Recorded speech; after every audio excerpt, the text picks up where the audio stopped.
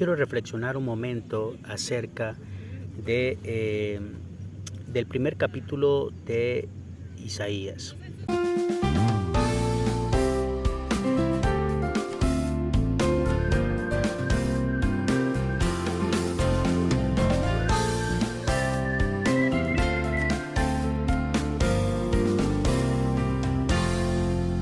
El mensaje del profeta Isaías es un llamado al arrepentimiento del pueblo de Dios para que realmente busquen a Dios, conozcan a Dios, de manera que ellos puedan entender que el único objetivo, que el único propósito por el cual el pueblo de Dios está o fue creado o fue elegido por Dios, fue por la gracia de Dios. Isaías da un mensaje rotundo, Isaías da un mensaje fundamental, y creo que es importante que nosotros escuchemos ese mensaje. Es fundamental para nuestra vida el mensaje que tiene el profeta Isaías. No solamente fue fundamental en aquel tiempo, sino que es fundamental ahora para nuestra vida y nuestro crecimiento espiritual. Conocemos a Dios. Podemos conocer a Dios a través del libro de Isaías de manera espectacular. Una de las cosas que enseña el primer capítulo de Isaías es que Dios es bueno. Dios es un Dios bueno, es un Dios misericordioso. Sin embargo, hay algo que su bondad no puede permitir, y es precisamente el pecado. El pecado hace que nosotros nos separemos de Dios. El pecado en nuestra vida hace que nosotros nos alejemos de Dios.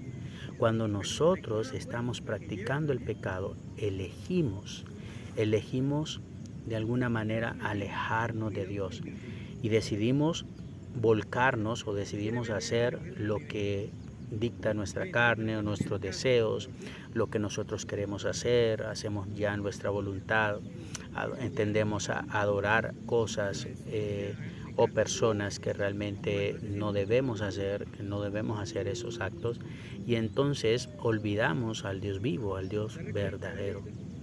Isaías nos enseña que cuando nosotros pecamos, abandonamos a Dios. Entonces es importante notar que Dios bendice tanto a buenos como a malos. Dios nos bendice de gran manera, tanto buenos y a malos. Y es importante que nosotros reconozcamos la bondad de Dios. Dios es bueno, Dios es bondadoso, y Él quiere que nosotros le conozcamos de esa manera y que vengamos a Él con prontitud.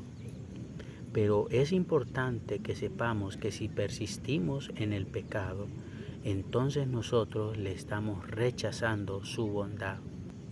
Entonces, cuando nosotros practicamos el pecado, entonces venimos a estar bajo su juicio. Lo que Dios quiere entonces es que nosotros en nuestra vida practiquemos la bondad que Él mismo profesa. La bondad que es un atributo de Dios. Él quiere que nosotros la practiquemos. Él quiere que nosotros hagamos esto en el mundo en que nos encontramos. Él quiere que nosotros andemos en bondad.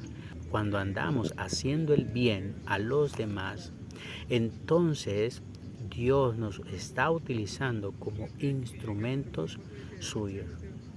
Pero cuando nosotros le hacemos mal al prójimo, cuando nosotros hacemos cosas incorrectas que afectan a nuestra propia vida, a nuestra familia, a nuestro vecino, a las personas que están en nuestra comunidad o en la ciudad en que nosotros nos encontramos, etcétera, etcétera, entonces nosotros no estamos haciendo lo que el Señor nos ha mandado y lo que el Señor es. Dios es bondadoso. Dios quiere que nosotros andemos en su bondad. Dios quiere que practiquemos el bien. Cuando no practicamos el bien, entonces estamos en pecado. Estamos en pecado porque no estamos haciendo lo que Él nos ha mandado y lo que Él es. un Dios bondadoso.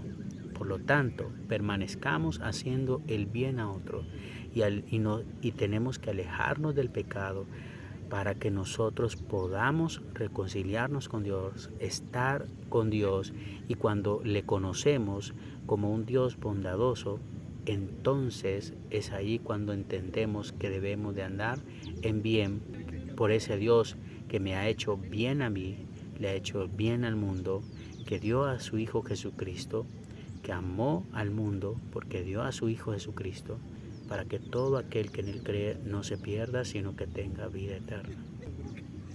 Dios es bueno. Dios es bueno.